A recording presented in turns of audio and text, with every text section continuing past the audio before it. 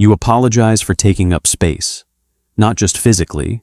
You apologize for your opinions, for your needs, for the way you feel things too deeply and for too long. You shrink yourself in conversations. You laugh off things that hurt you. You ask for less than you need because somewhere inside you decided what you need is already too much. And the worst part is you don't even know you're doing it. There's a moment most people like you remember. Maybe it wasn't one moment. Maybe it was 100 small ones. You were excited about something and you talked too much and someone sighed.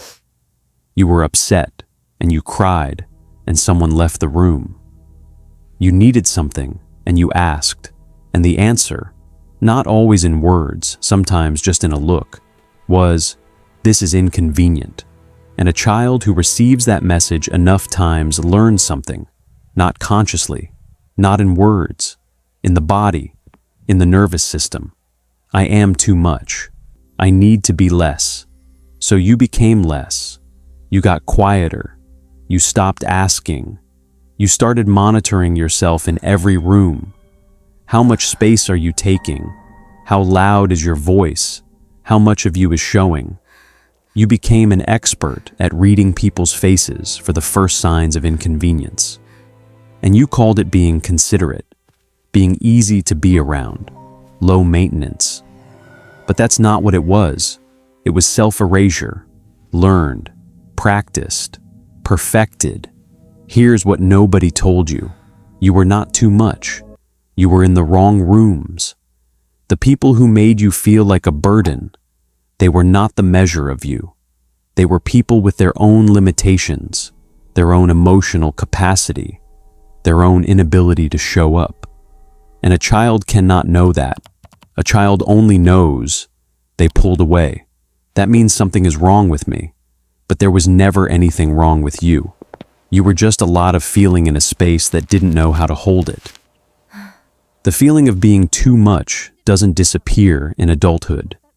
It follows you into friendships where you apologize before asking for anything, into relationships where you give everything and ask for almost nothing because asking feels dangerous, into moments alone where you replay conversations and wonder if you said too much, took too much, were too much.